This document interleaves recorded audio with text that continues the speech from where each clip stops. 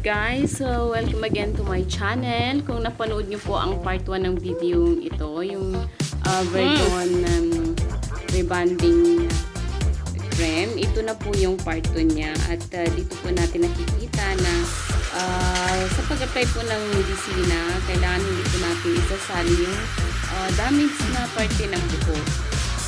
Pwede natin siya lagyan, pero supply na lamang siya guys. At hindi natin ibabad ng matagal yung gamot. Like 5 minutes, i-check po natin yung buhok kung rubberized na siya. So after that, ibabanlawan po natin siya. At kung nakikita nyo sa video ito ay after natin banlawan, ay i-blower natin siya. Pagkatapos naman ng blower, at straight na siya lahat, pwede na natin siyang i-planchahin ng maninipis. So, panoorin na po natin siya hanggang sa matapos. Okay?